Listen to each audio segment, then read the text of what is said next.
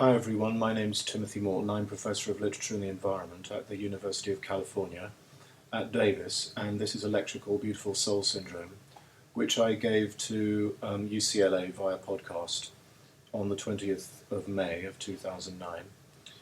And I thought I'd upload it here because I'd very much like to hear your comments about it. So please let me know. I'd love to hear your comments.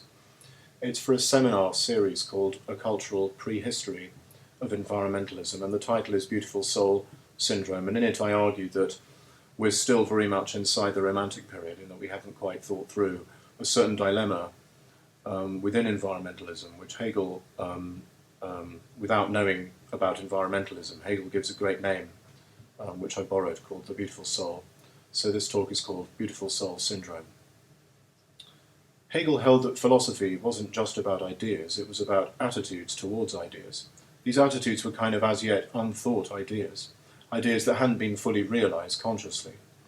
If, as Donald Rumsfeld has claimed, there are known knowns, known unknowns, and unknown unknowns, there are also, as Zizek adds, unknown knowns, things that we know, but we don't know that we know them, the unconscious, if you're going to be psychoanalytic. So once you realise what your attitude towards an idea is, that attitude itself becomes an idea, towards which you have yet another attitude, which you'll need to figure out, and so on in a dialectical progression that Hegel calls the phenomenology of spirit. Philosophy, therefore, is the history of philosophy, and history is inextricable from philosophy. Thus it's a pleasure to be talking today about the history of environmentalism, and in particular about an attitude towards certain ideas within environmentalism, an attitude that maintains its grip precisely to the extent that it hasn't been fully thought consciously. This is the attitude I'm calling Beautiful Soul Syndrome, or BS for short. Yes, that is a joke. And it's a pleasure to explicate the history of this idea, which is doubly romantic, as it were, because the name Beautiful Soul was first developed by none other than Hegel himself to describe a certain attitude he found typified in Romanticism. And within Romanticism there developed the environmentalism within whose ideological framework we are still struggling today. First, though, a word about prehistory, as I note that our lecture series is entitled A Cultural Prehistory of Environmentalism. Prehistory seems nicely poised between history and nature, as if it indicated a time before history as such, or as if it was a prior history that's continued in the sequence of events we acknowledge as historical. We know the ideological uses of prehistory to describe primitive or non-Western societies, a usage to which Hegel himself was prone, as when he designated Africa as outside of history, locked in a perpetual prehistoric cycle whose spell could only be broken by an imperial incursion. Prehistory, then, is a rather suspect term, but it also works in a strange way because it suggests, as in my second tentative definition, a history of which we're not yet properly conscious. This prehistorical condition is, I suppose, the condition of most ecological knowledge. We are as yet unaware of the extent to which Darwin, for example, born 200 years ago, had already historicised nature, laying the groundwork for a truly natural history by outlining in broad terms the algorithmic processes according to which this history might proceed. And indeed, this history is not simply a story we're telling about something that isn't historical in essence. For DNA is a code, and codes are languages, and history is not only events, but also the inscription of events, and so is evolution, because that's how evolution works, through constant rewritings of the DNA sequence. This rewriting proceeds without a teleology, which is why Marx loved it so much that he wrote Darwin a fan letter, and why it's truly historical, because every single contingent event counts, and nothing is an analogue, metaphor, or metonymy for anything else. Our lungs evolved from swim bladders in fish. There's nothing lungy about a swim bladder, nothing predictive or teleological about it, nothing superior about a lung, nothing metaphorically suggestive of breathing in the swim bladder, and so on. Like history, the more you find out, the more ambiguous things become. All the way down to the DNA level, things are highly ambiguous. DNA as such lacks an essence. It's made up of all kinds of viral code insertions, so you can't tell which bit is original. The question of originality is meaningless to some extent. DNA as such isn't very DNA-ish, and it's a text, so you can reread it and rewrite it. That's what viruses do. They tell your DNA to make copies of themselves. So DNA doesn't contain a little picture of you. In the same way, to study historical events is to study an ever-ramifying, increasingly complicated mesh of interconnected circumstances that don't quite add up to each other. So the more we know about so-called nature, the more unnatural it seems. Do you think a virus is alive? A virus is a macromolecular crystal that contains some RNA code. It doesn't reproduce as such, it only tells your cells to make copies of it. The cold virus is a huge 20-sided crystal. If you think the rhinovirus is alive, then you probably should admit that a computer virus is also alive, to all intents and purposes. A computer virus also tells other pieces of code to make copies of itself. The life-non-life boundary isn't thin, and it isn't rigid. We have a very protein-centric view of life as a squishy, fluid, palpable thing. We're still living with the remnants of that other romantic view, nature philosophy, with its fantasy of protoplasm or Urschleim. Your DNA doesn't stop expressing itself at the ends of your fingers. A beaver's DNA doesn't stop at the ends of its whiskers, but at the ends of its dam. A spider's DNA is expressed in its web. The environment, then, from the perspective of the life sciences, is nothing but the phenotypical expression of DNA code. This includes oxygen, anaerobic bacterial excrement. And it includes iron ore, a byproduct of archaic metabolic processes. You probably drove or flew here today using crushed, liquefied dinosaur bones. You're walking on top of hills and mountains of fossilized animal bits. Most of your house dust is your skin. The environment is beginning to look like a not very successful upgrade of the old-fashioned term nature. What the heck am I doing then as Professor of Literature and the Environment? Well, I suppose that's my job, making things difficult and complicated that appeared to be simple and straightforward. In part, this is merely about bringing us up to speed with contemporary life science and with contemporary capitalism, which is now embarking on an inner colonization of life forms and their DNA, and which is now developing the technology to tell bacterial cells to produce plastic, not bacterial cells. It's called Life 2.0, and as Zizek points out, if you call it Life 2.0, you've conceded that nature was really Life 1.0. Life as such was already a form of artificial life. But we're nowhere near up to speed with this and have no real idea of what it means beyond some post-human platitudes about cyborgs. In the words of another great romantic, Percy Bysshe Shelley, we want the creative faculty to imagine that which we know. So nature and environment are not such good words because they're not so accurate. There are, however, other reasons for finding these terms problematic, and that's where Hegelian philosophy comes in, because, as you'll recall, Hegelianism claims that ideas also come bundled with attitudes that may even be encoded into the ideas themselves, like operating software, so that the idea is unthinkable as such, unless you also plug in some kind of attitude towards it.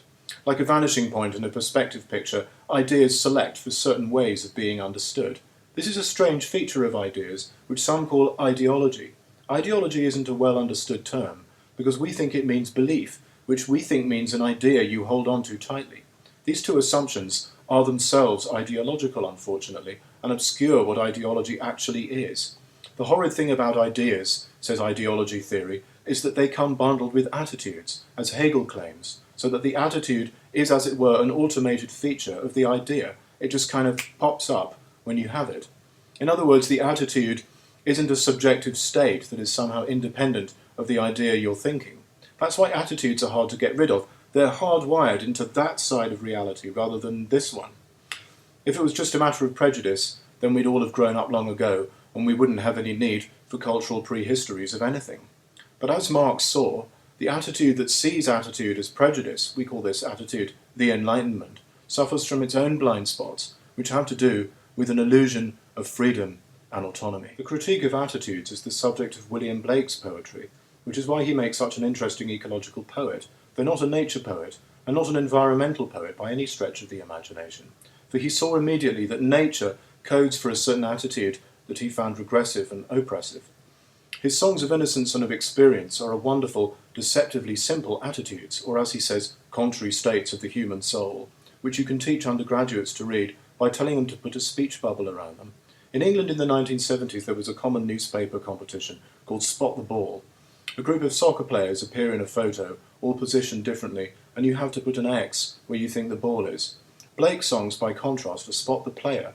There's the ball hanging in space, and you have to figure out the position of the player, the attitude that must have determined the position of the ball. So, for instance, the tiger isn't really about tigers, and only superficially about whether God could have created evil things. It's about how the attitude that sees things as autonomous external objects, objectification, imagines God to be an all-powerful tyrant to whom we must kowtow, the universe as a mysterious place of powerful sublimity that makes us tremble with fear, and so on.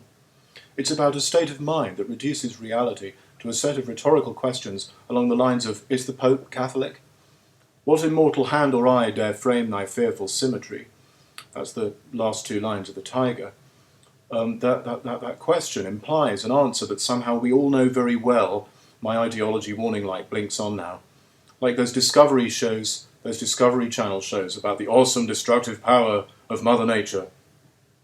Unlike the speaker in its mirror poem, The Lamb, the narrator of the Tiger is too scared and tongue-tied and oppressed by his ignorance, masquerading as worldly wisdom and experience, to be able to see how he's caught in an attitude of which he's not conscious. Innocence for Blake doesn't mean ignorance, but simply never having harmed anyone whatsoever, a state that gives you a lot of power. Experience, funnily enough, is the ignorant one.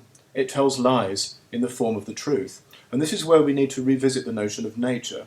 Nature seems incontestably there, as many have reminded me, because what I need, as the theory guy, is a good strong dose of it to set me straight. Karl Kroeber, in Environmental Literary Criticism, which was published in about 92 or 93, literally says that what so-called postmodern theorists need is a night out in a Midwestern thunderstorm, a kind of ritual hazing that sounds horribly like waterboarding in 2009. But it's the there-ness, I'll go further and say the over-there-ness of nature, that's actually a lie in the form of the truth, like one of Blake's songs of experience. What kind of attitude, what kind of lie is this truth enabling? Ironically, I claim that the attitude that nature enables is the dreaded dualism, Cartesian and otherwise, from which nature speak in all its guises from romanticism to environmentalism has sought to extricate itself. Nature is over there, subject is over here. Nature is separated from us by an unbridgeable ontological wall like a bulletproof plate glass window, plate glass being the Romantic period invention that enabled shops to display their wares as if they were in a picture frame, aestheticised and therefore separated ontologically from the viewer, belonging to another order of reality altogether. Now, this mention of plate glass isn't accidental, because plate glass is a physical byproduct of a quintessentially romantic production, the production of the consumerist.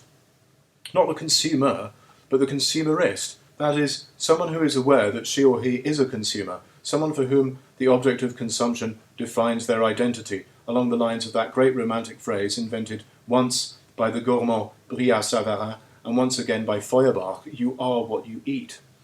Now, this phrase implies that the subject is caught in a dialectic of desire, with an object with which it's never fully identical, just as Wile E. Coyote never catches up with Roadrunner in the cartoon. If Wile E. Coyote ever did catch Roadrunner, he would eat Roadrunner, at which point Roadrunner would cease to be Roadrunner and would become Wile E. Coyote. There is in effect then a radical ontological separation between subject and object, and yet and at the same time consumerism implies a performative identity that can be collapsed into its object, so we can talk of vegetarians, hip-hop fans, opium eaters, and so on. These performative styles are outlined by myself and Colin Campbell. One style stands out, and that's a kind of meta-style that Campbell calls bohemianism and which I call romantic consumerism. This kind of consumerism is at one remove from regular consumerism. It's consumerism-ism, as it were, that has realised that the true object of desire is desire as such. In brief, romantic consumerism is window shopping, which is hugely enabled by plate glass, or as we now do, browsing on the internet, not consuming anything but wondering what we would be like if we did, and I can't help noting that the modern Macs and iPhones have got that layer of glass which provides the crucial aestheticising screen between you and the computer. Now, in the Romantic period, this kind of reflexive consumerism was limited to a few avant-garde types, the Romantics themselves. To this extent, Wordsworth and De Quincey are only superficially different. Wordsworth figured out that he could stroll forever in the mountains. De Quincey figured out that you didn't need mountains if you could consume a drug that gave you the feeling of strolling in the mountains, sublime, contemplative calm, and so on. Nowadays, we're all De Quincys, all flaneurs in the shopping mall of life. This performative role, this attitude, is all the more pervasive, leading me to believe that we haven't really exited from the Romantic period, another sense in which prehistory isn't quite right for what I'm describing, but extremely right in another sense, namely that we're still caught in an attitude that we don't fully understand or become aware of. Romantic consumerism can go one step higher than the Kantian aesthetic purposelessness of window shopping when it decides to refrain from consumerism as such. This is the attitude of the boycotter, who emerges as a type in the proto-feminism of the blue stocking circle in the 1780s and 1790s, and which Mary and Percy Shelley and many others continued. The specific product boycotted was sugar, which was sentimentally described as the crystallized blood of slaves. By describing it thus, the boycotter turned the object of pleasure into an object of disgust. In order to have good taste, you have to know how to feel appropriate disgust, how to turn up your nose at something. So the 0-degree performance of taste would be spitting something disgusting out, or vomiting Mr. Creosote. So the height of good taste performativity is abstaining from sugar and spice if you're one of the Shelleys, who correctly held that spice was a product of colonialism. Their vegetarianism was thus not only anti-cruelty, but also anti-flavour. The attitude of the boycotter is that she or he has exited consumerism, but one could just as easily claim that this attitude is itself a form of consumerism, as I've just argued. It's a performance of a certain style of aesthetic judgment. So thinking that you've exited consumerism might be the most quintessentially consumerist attitude of all. In large part, this is because you see that the world of consumerism is an evil world. You, having exited this world, are good.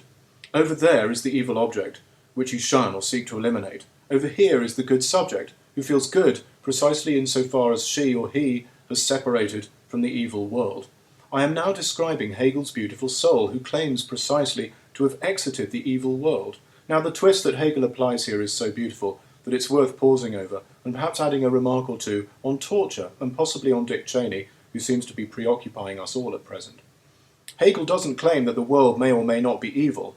He doesn't claim that what is wrong with the beautiful soul is that it is prejudiced and rigid in its thinking. The world is not some object that we can have different opinions about. No, the problem is far subtler than that.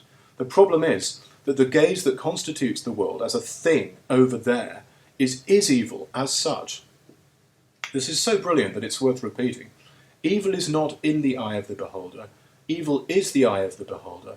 Evil is the gaze that sees the world as an evil thing over yonder. Clearly we're in Bush-Cheney territory here, and Al-Qaeda territory, with their platitudes about the axis of evil and evil in America and so on. Evil is the materialism that sees evil as a lump of nasty stuff over there that I should be hell-bent on eliminating. There are really only two options. Quietism, which is to withdraw passively from the evil world, and terrorism, which is to fly a plane into it. There is some truth then, terrible to say, in the horrifying way in which the Bush administration has classified certain forms of environmentalist action as terrorism, its own kind of lie, in the form of the truth, as it were.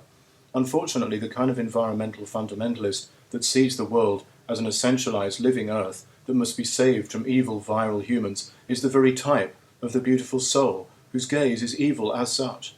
Ironically then, this kind of environmentalism is not spiritual, if by spiritual we mean that it transcends the material world, but is instead deeply committed to a materialistic view that sees evil as a concrete thing that must be eliminated. Now, this kind of environmentalism is a form of anti-consumerism, which in my view puts it at the summit of consumerism, not beyond it, but at its very peak. It is indeed the most rarefied and pure form of consumerism on earth at this time, and as such it is plagued by beautiful soul syndrome because it sees consumer objects and consumerisms, all the various styles, as so many reified things over yonder from which it distances itself with disdain. So how do we truly exit from the beautiful soul? By taking responsibility for our attitude, for our gaze. And on the ground, in slow motion, this looks like forgiveness. We are fully responsible for the present environmental catastrophe simply because we are aware of it and can understand it. No further evidence, such as a causal link that says humans brought it about, should be required. In some sense, looking for a causal link only impedes us from assuming the direct responsibility that's the only sane and ethical response to global warming and the sixth mass extinction event, the two ways in which our current emergency appears to us. This means that it's worse than a waste of time to keep trying to convince people that environmentalism is a right way of thinking, a right attitude.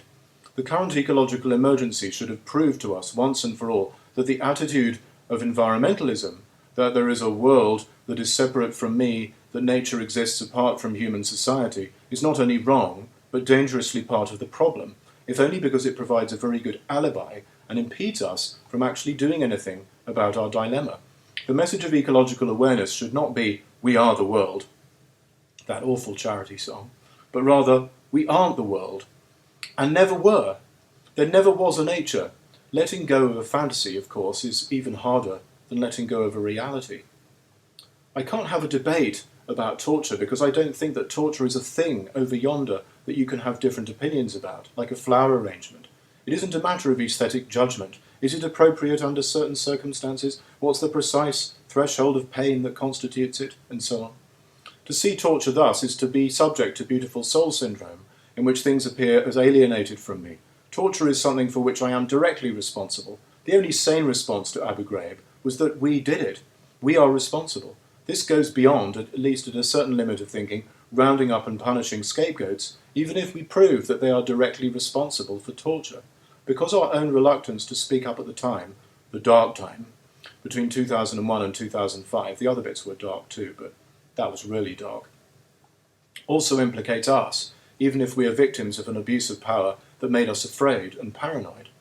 Beautiful soul syndrome wants to induce in us the correct aesthetic appreciation of the world, but this aesthetic attitude can never truly become an ethical one. I'm with Kierkegaard on this, Kierkegaard who brilliantly and terrifyingly showed how insidious beautiful soul syndrome can be in his narrative of the seducer in Either Or. In effect, aestheticization is synonymous with evil, because it always holds the world at a distance from which to size it up, evaluate, assess. Thus the attitude that says we need more evidence on global warming before we act is joined ironically by the attitude that says if only you could experience nature in the raw, you wouldn't have these evil beliefs about destroying it. They are both examples of beautiful soul syndrome, because they both require a certain aesthetic distance, an evaluative, pseudo-contemplative, meditative stance that always contains aggression somewhere in there. Here is a Buddhist Lama writing about beautiful soul syndrome in what I hold to be the definitive passage on the affinity between contemplativeness and violence. The Lama is recounting the words of a visitor from the city of Birmingham to his monastery in southern Scotland. The visitor was a little hesitant to do any actual meditation. "Well, it's nice you people are meditating, but I feel much better if I walk out in the woods with my gun and shoot animals. I feel very meditative walking through the woods and listening to the sharp, subtle sounds of animals jumping forth, and I can shoot at them. I feel I am doing something worthwhile at the same time. I can bring back venison, cook it, and feed my family. I feel good about that. I've recently been accused of not knowing what nature is because I have never killed an animal that I've subsequently eaten. This is a criterion that I am happy not to have fulfilled. The Heideggerianism, which is the quintessence of the contemplative eco-phenomenological mode in which a lot of nature speak now addresses us, is marked by a trace of violence, an unspeakable violence towards the world it so lovingly appears to reveal to us. The very worn insides of the peasant shoes about which Heidegger rhapsodizes so beautifully in his essay on the origin of the work of art are made from leather, which is animal skin. You can imagine committing murder in a beautiful, mindful, Heideggerian way. I'm carefully, mindfully slaughtering this chicken. I'm inserting my knife into its throat. I'm carefully pulling its flesh open with the knife, lovingly, meditatively killing it. This is pure beautiful soul syndrome because it sets up reality on a pedestal to be admired and scorned, and sets up your own experience that way as an object of aesthetic contemplation. Aesthetically powerful descriptions of the natural world, then, are not only a bit of a waste of time, but might actually unwittingly aid the other side of the contemporary coin, which for sure sees the world as an exploitable resource or as objects of instrumental reason. The difference between a deer and venison would be the application of this instrumentality, or a cow and beef. Ecological ethics, then, can't be grounded in aesthetics, but there's a further problem. If you beat up on the beautiful soul and leave it bleeding to death in the street, are you not also a victim of beautiful soul syndrome? However much you try to slough off the aesthetic dimension, doesn't it always stick to you ever more tightly? At a certain limit of thinking, then, transcending beautiful soul syndrome means forgiving the beautiful soul, recognizing that we are responsible for this syndrome, whether we think of ourselves that way or not. The only way to get out of the problem is further in, which means jumping into our hypocrisy rather than pretending that finally we are totally disillusioned and are now thinking outside of ideology without attitudes. This is a test case for our ability to progress in our social collectivity, because thinking this means dropping various support concepts that provide the background against which regular thinking takes place, concepts such as nature, environment, world, life.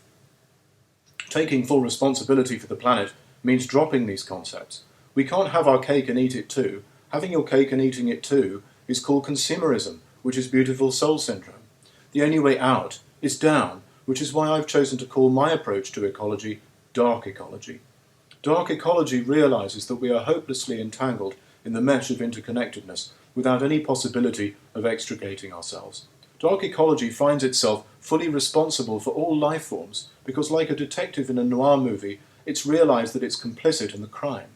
Dark ecology is ironical, introverted, and introspective, attitudes that are routinely shunned by masculinist, heteronormative environmentalism.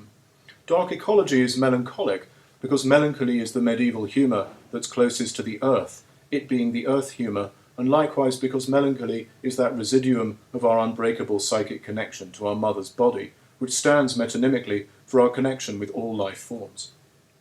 The irony of dark ecology is like being caught in your own shadow. Hegel disliked romantic art because its ironies reminded him of the beautiful soul. He described this irony in hauntingly environmental terms in his lectures on aesthetics.